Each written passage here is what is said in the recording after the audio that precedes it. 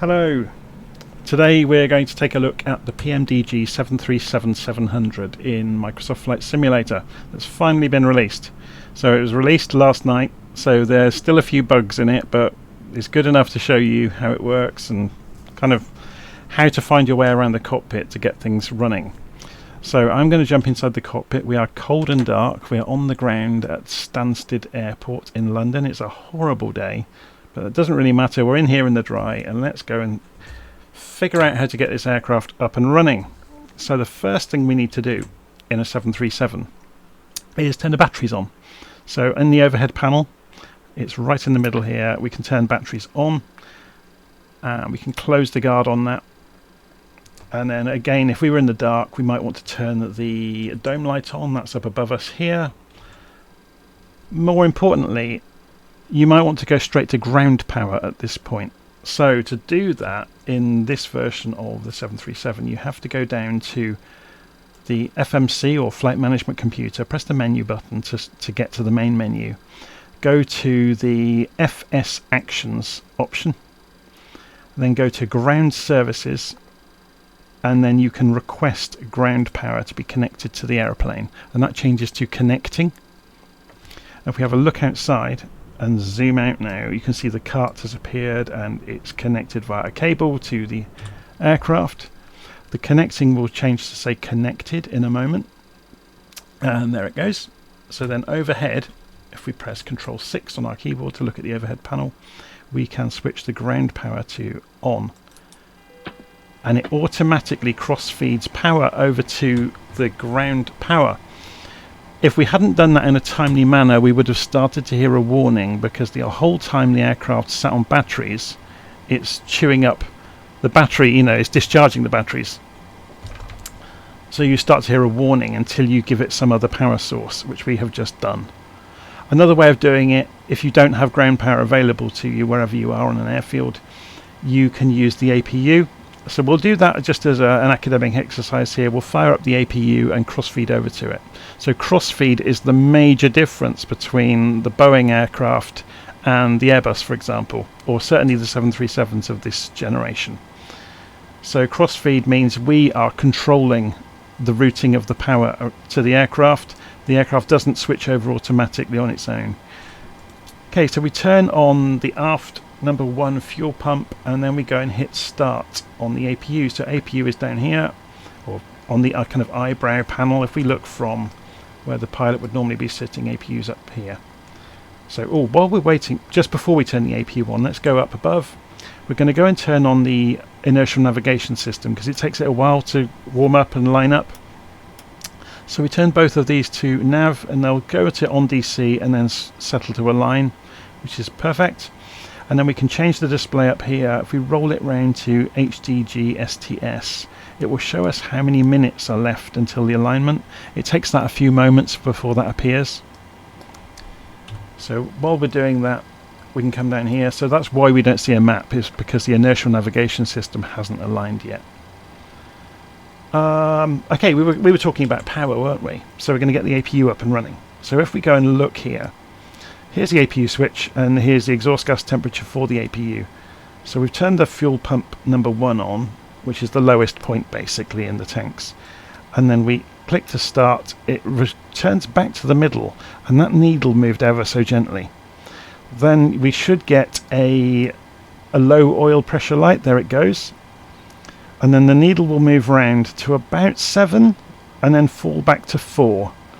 So the auxiliary power unit is a small jet engine in the tail of the aeroplane, and it provides electrical power and it provides compressed air. And the compressed air is used both for the cabin systems. So if we were following a full workup, we would use the APU to warm the cabin up and to recycle the air before we get the passengers on, or while the passengers are boarding, even before we switch over to using the gas turbine engines, the jet engines to do that job.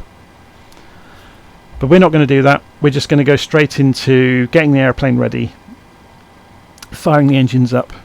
So there we go. So we've got APU gen off bus is lit up on bus transfer, meaning we can now switch over to use the APU as our source of power.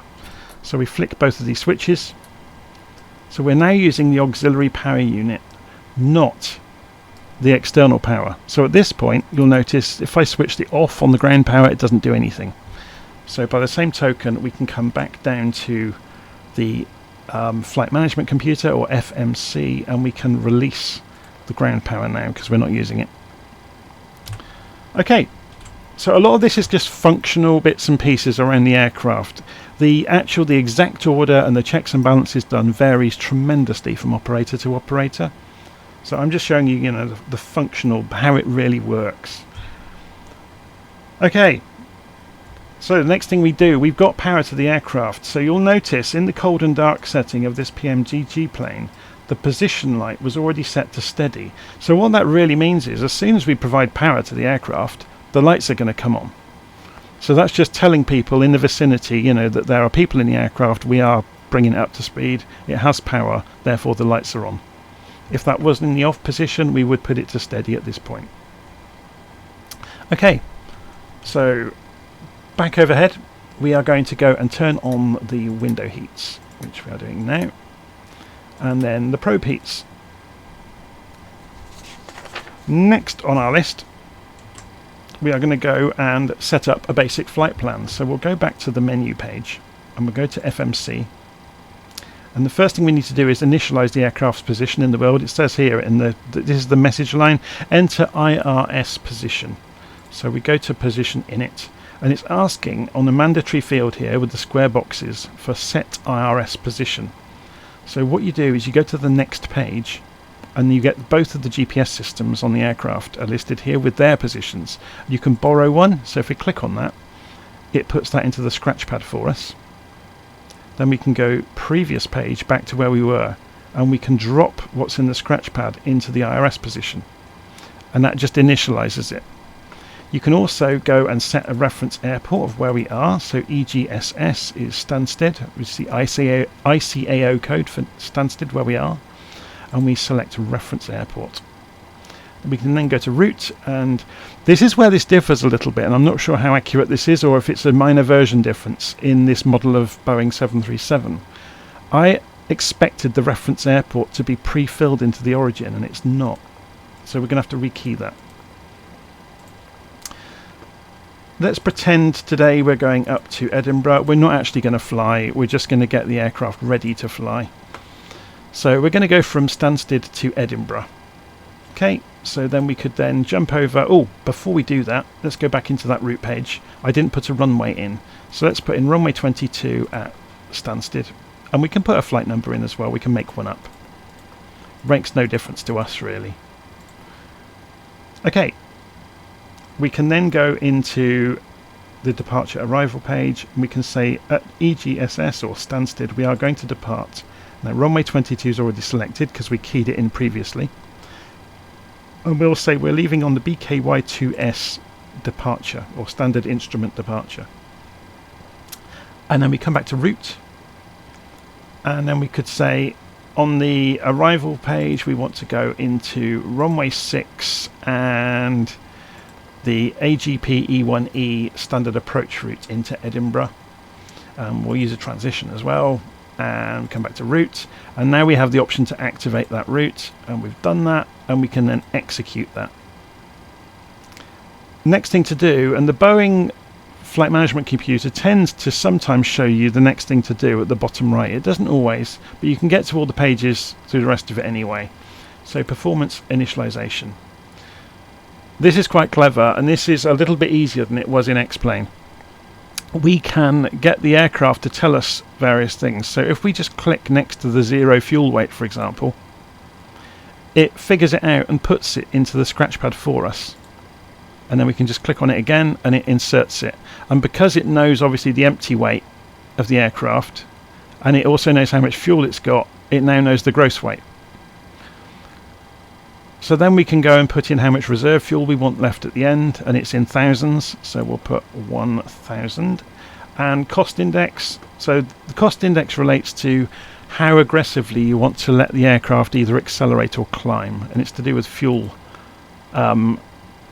saving, basically, economy. So cruise altitude, say we were going to fly at 25,000 feet, you divide that by 100, that gives you 250, which is the flight level. You can key 25,000 and it will take it, or you can key a flight level and it will take that as well. Okay, it's just warning us here. Cruise altitude has changed, so that's fine. We'll clear that message away. Next thing we can do is go to N1 limit. We're not going to change that. Then we're going to go to takeoff. So we need to say how many degrees of flaps we're going to use for takeoff. We're going to use 5 degrees. And you'll notice those numbers popped up. These are the V speeds and the rotate speeds. So it's pre-calculated them based on the runway we're taking off from and our weights and our the cost index. So now we can go and click in each of those and it gives us our numbers. So when we're rolling down the runway, it will tell us at 134 knots to rotate, for example. It's got a centre of gravity here. Again, it will pre-calculate it. So we click on it. It gives us a number, 22.3%. And that gives us a trim of 5.99. So if we go back to the pilot's view and look down, that refers to this gauge here. So what you can do is go and roll the elevator trim to get it to 5.99, which I'm now doing. And what this essentially does is pre-configures the aeroplane so it's not going to balloon around as we accelerate down the runway. So it'll be pre-configured to take off smoothly. So there's our 5.99. And then we come back. So we've pretty much done the route. There are various things we haven't input, like the wind and things like that. I'm just showing you the very basics to get it done, really. Okay. So next thing we're going to do would be pushback in the real world. Or in our case, we're going to make this truck go away and close the door. So we go and look at the FMC. We go to menu. Go to the FS actions. Is it in ground services? I can never quite remember this. Wheel chocks. We're going to remove them. We make sure our parking brake is on, by the way, before we do that. It's a lever here. So parking brake. So we would pull that. Yeah. I'm just trying that on my controller, and for some reason my throttle controller is playing up, and I'm not sure why. But we'll leave that for the moment. So wheel chocks are removed. As soon as we remove the chocks, that is a trigger to close the door and pull away the truck, which is driven away with the stairs.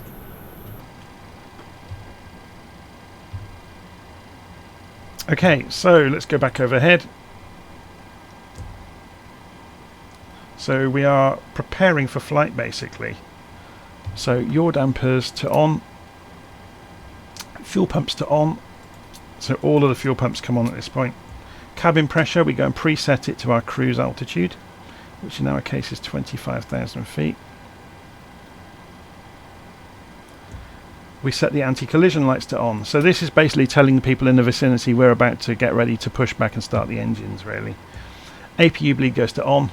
So that's allowing the compressed air from the auxiliary power unit to spin up the engines.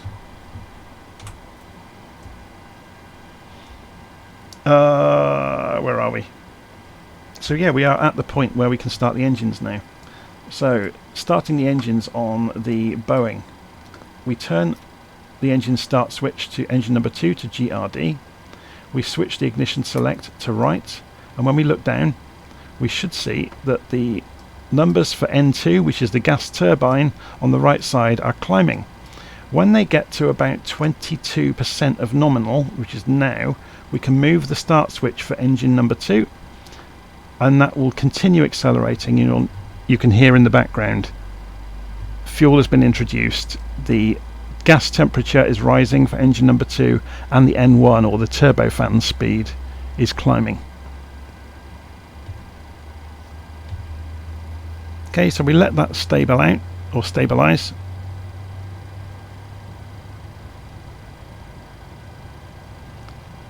Give it a few moments. You'll heard a click there. The click then was the GRD switch flicking back to off all on its own.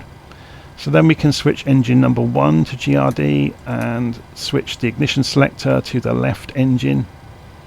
And you will see now the N2 number, the gas turbine, is increasing. So that's the compressed air spinning up the gas turbine engine. Once it gets to 22%, which is you can see it slows down markedly when it gets to 22%. We switch on the starter switch for engine number 2, and it continues on past, and you can hear in the background the fuel's been introduced, the exhaust gas temperature is going up, the fuel flow is increasing, or dropping down again now actually, and then the turbofan increases in speed, and you can see the oil pressure is coming up, so it's all looking good.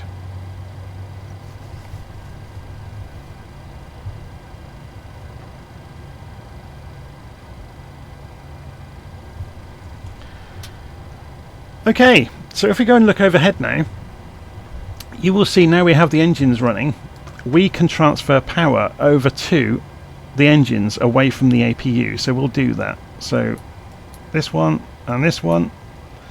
So then the APU is now off bus. We have basically switched over to using the engines, the jet engines, for electrical power generation instead of the APU, which means we can now turn off the APU. Okay, so we can go off here.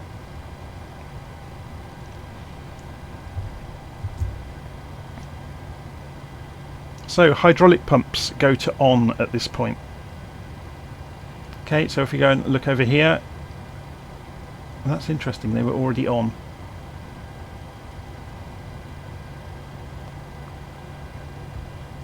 APU bleed to off. We've just done that now.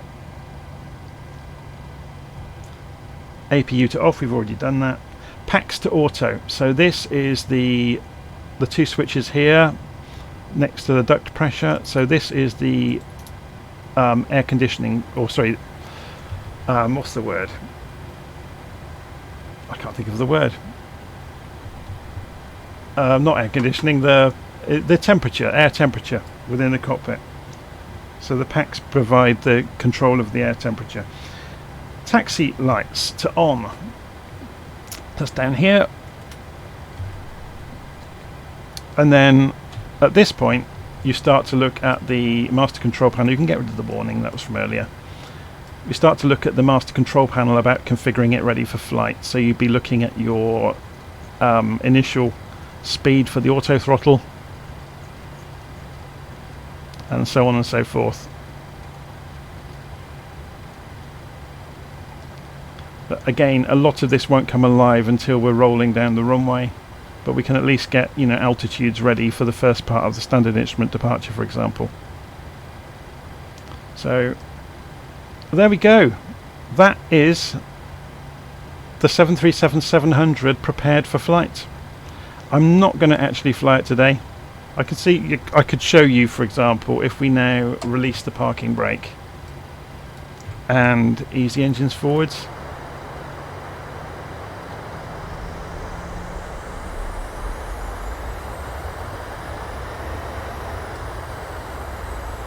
Just moving. I seem to have an issue with the throttle throws. Are they reversed or something? Anyway, I'm not going to look into that today. Yeah, it's gone into reverse throttle. I'm going to kill the engines for the moment. That's interesting. I'll have to have a look at that. But okay, there you go. That was the startup sequence, as I said, for the 737-700 in Flight Simulator from PMDG. There are a few little bugs here and there in it, but nothing serious, and it's great fun. So I'll be flying it over the next few days, and I'll record lots more videos. So I'll see you soon.